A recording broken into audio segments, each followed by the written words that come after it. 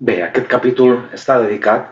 a un dels monuments més extraordinaris de Barcelona, que destaca per les seves línies marcadament modernistes, en una de les seves vessants, que a diferència de la vessant més goticista que va desenvolupar, per exemple, Puig i Cadafalch, o la vessant més floral que va desenvolupar Domènec Montaner, amb un vell exemple al Palau de la Música, per exemple, aquí seria més la vessant o la tendència més organicista que va desenvolupar tan brillantment l'arquitecte Antoni Gaudí. I d'aquest monument es diu que el que seria doncs, el pòdium sobre el que s'aixeca aquestes figures, com si estiguessin brotant de la mateixa pedra, és obra d'Antoni Gaudí. Tot i que originàriament en el contracte l'arquitecte que havia de col·laborar amb l'escultor Llimona per fer aquest conjunt coral com el poble en marxa i agraint la gran tasca mèdica però també política, com ara comentarem, del doctor Robert, que entre altres coses doncs, va ajudar que la ciutat es modernitzés a nivell hospitalari, va ser un dels prohoms doncs, que va posar-se en mans a l'obra doncs, perquè l'Hospital de Sant Pau es fes realitat després d'una gran donació d'un banquer que es deia Gil, i això que comentàvem. Tot i que inicialment el contracte està Domènec Montaner, tota la bassa, el pòdium sobre el que s'aixeca aquestes figures de bronze i pedra, és més aviat les línies i les formes de Gaudí. I de fet, aquest tronc i aquestes columnes orgàniques com si fossin potes d'elefants laterals, el mateix morro frontal que convergeix envers nosaltres com si fos una proa o una mena de boca d'un tritó o d'una balena, guarda una gran semblança absoluta amb les finestres o la tribuna mateixa i la gran entrada de la Pedrera. Fins i tot el tamany, la manera d'ajuntar, les diferents pedres calcàries són absolutament semblants a la Pedrera, aquesta mena de capitells dels pilars inclinats, una altra de les senyes d'identitat de Gaudí, que sempre feia els pilars inclinats per millor apuntalar l'edifici. Són aquestes coses que ell va desenvolupar, no tenia complexos i sabia que per aguantar quelcom sempre s'ha de trobar l'angle correcte, i tot i que era com quelcom prohibit, no? Fer una columna inclinada, ell com no tenia complexos, doncs va començar a inclinar les columnes. Per això fins fa poc la gent se'n reia d'aquests edificis, deien que semblaven mones de Pasqua, però al llarg del temps hem acabat apreciant aquesta estètica orgànica, com si fos arrels, com si fossin branques, com si fossin els músculs que tenim en tots els mamífers i tots els animals, els tendons, els mateixos ossos, i a part de la bellesa estètica, doncs també obeeixen a principis d'estàtica, no? Com aguantar les coses de la millor manera possible. Bé, originàriament aquest monument estava emplaçat a la plaça Universitat i estava allà doncs, perquè quan es va construir cap al 1904 va trigar uns quants anys, després d'haver mort Bartomeu Robert, que se li va retre aquest homenatge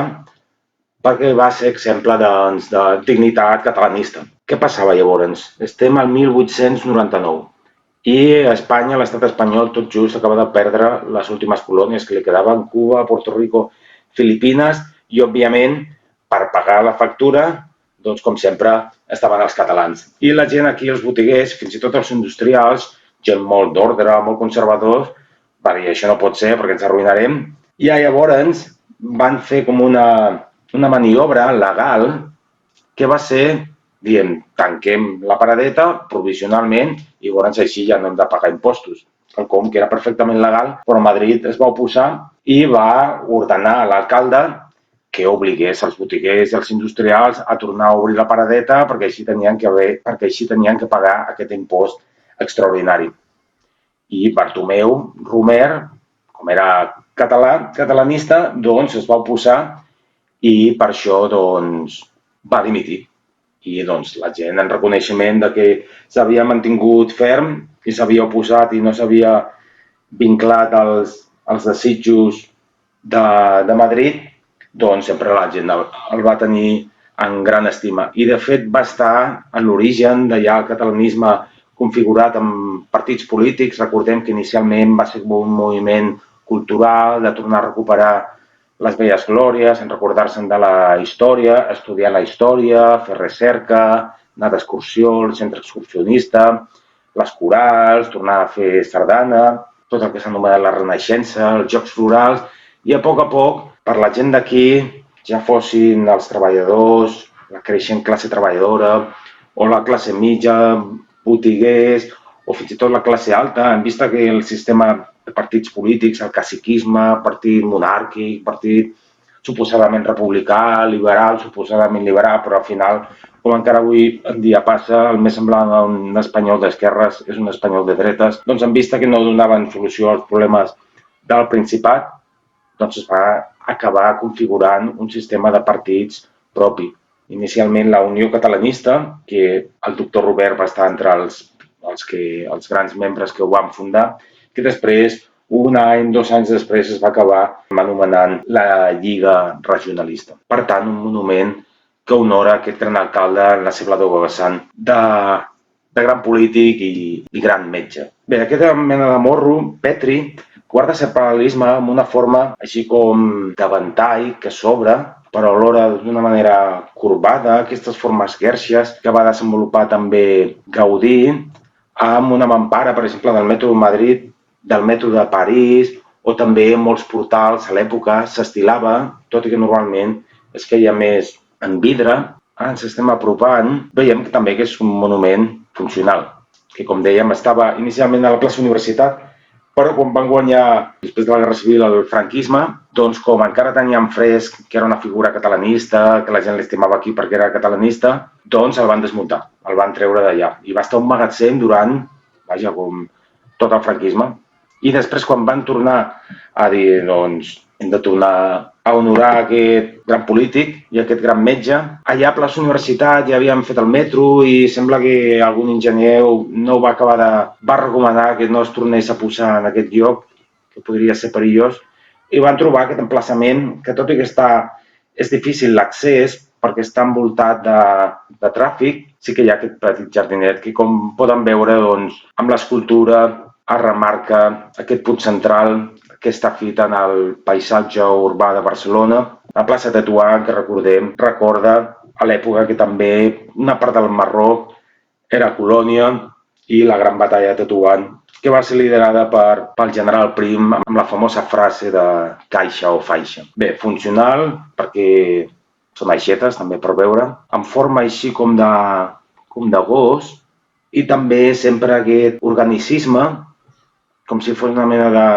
de mamella o mugró que sobresurt. També la forma així de les orelles i del morro del gos. També es recorda aquests poms que va dissenyar Gaudí per la casa Milà, per la casa Batlló, aquest ergonomicisme que s'adaptava, diguem, a la mà, o aquestes cadires que s'adaptaven als músculs.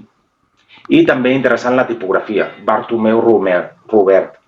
o els números. Aquí veiem aquesta disposició de les pedres, com aquestes mampares que es feien de vidre, calcària, una calcària terciària, aquestes ben dures, no les més modernes que es fan més fàcilment del quaternari. I com, tot i que el bronze és clarament d'un altre color i d'una altra brillantor que la pedra, l'arquitecte o l'escultor Llimona, sempre que amb aquestes formes hereves de la renovació de l'escultura que va portar a terme Auguste Rodin, Constantin Meunier, el belga, amb aquestes grans obres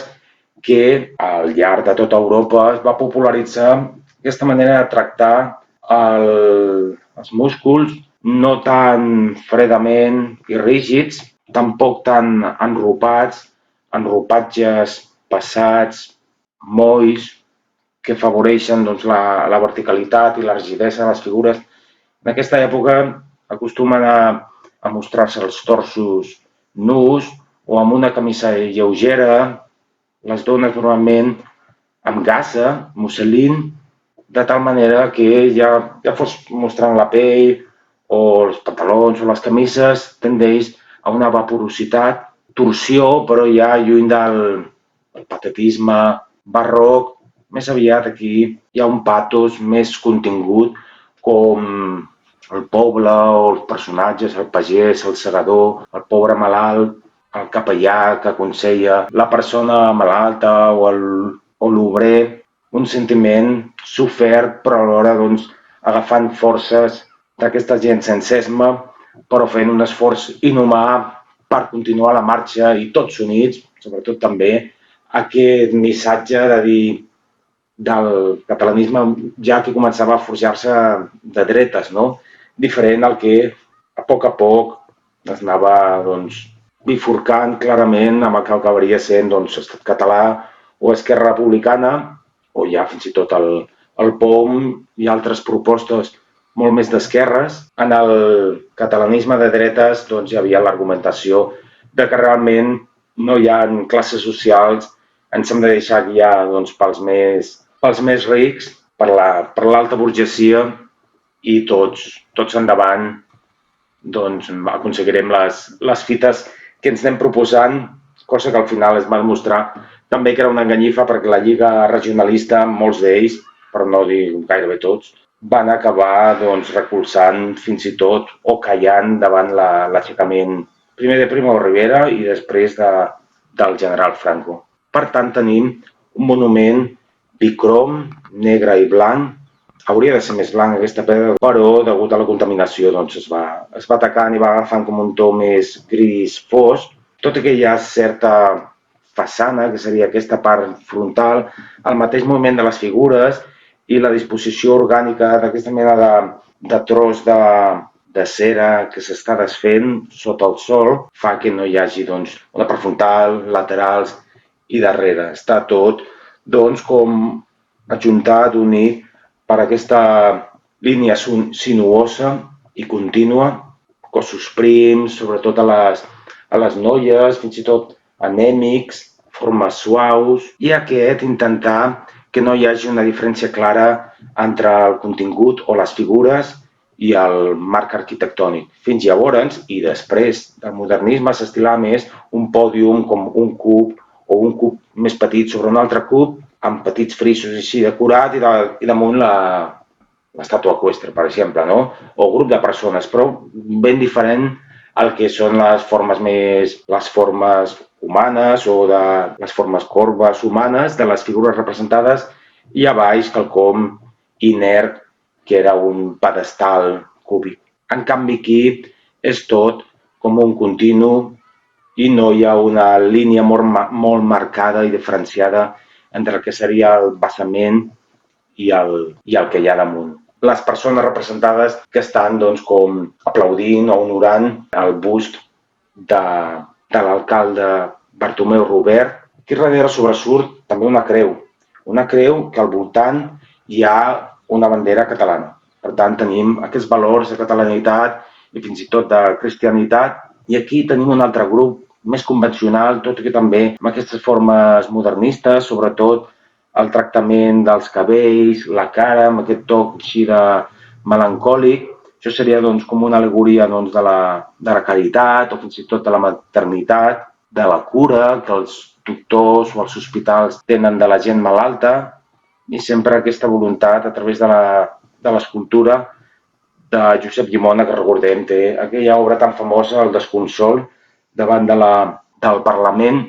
i que és un dels grans escultors d'aquesta època que al llarg d'Europa, sobretot a la Gran París, que la llumanera, en què tots els artistes anaven a veure i aprendre, i després també es va desenvolupar sobretot en ciutats que vivien com una renaixença o que s'estaven estructurant com a nacions després d'haver-se desempallegat de l'imperi al que pertanyien, com per exemple Praga o Budapest, també Brussel·les, molt rica amb aquesta escultura i sempre normalment tenen aquestes línies més o menys èpic, més o menys decadentista, melancòlic, però sempre amb aquestes formes corbes i tendint a la lleugeresa i fins i tot a la evanescència de la carn i dels ropatges. També hi ha com un arbre i de fet hi ha una noia que representaria una al·legoria de la glòria donant o ensenyant un branquilló de roure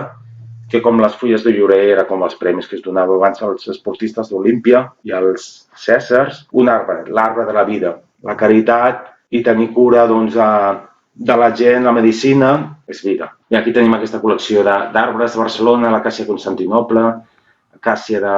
fulla groga. Un altre arguments que reforcen la idea de que probablement Gaudí va ser qui va fer el disseny de tota la part arquitectònica és que va col·laborar amb Llimona en un dels conjunts escultòrics d'un rosari monumental que hi ha a Montserrat, part de l'església i de l'hostal, una gran plaça, les botigues. També hi ha uns caminets que van cap a la Creu de Sant Miquel i un altre que va cap a la Santa Cova. I està marcat amb uns 12 petits monuments de grans artistes modernistes de l'època i un d'ells és de Josep Llimona i Antoni Gaudí,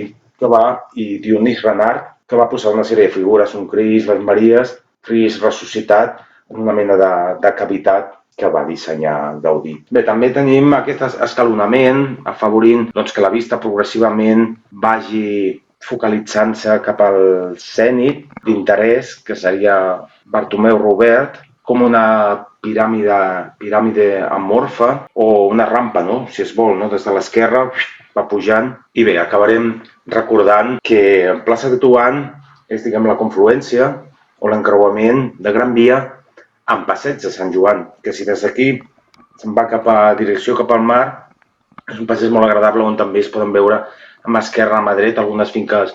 modernista i desemboca a l'Arc de Triomf i després al Parc de la Ciutadella, que va ser el moment inicial en què ja es va confirmar que Catalunya i la seva capital Barcelona a nivell estètic i de les arts havia entrat en una nova era en el que s'ha anomenat el moviment modernista, que va perdurar durant uns 20 anys. Això seria en el moment del seu màxim esplendor, tot just quan comença a declinar perquè sorgeix una nova estètica i una nova ideologia que seria el noucentisme.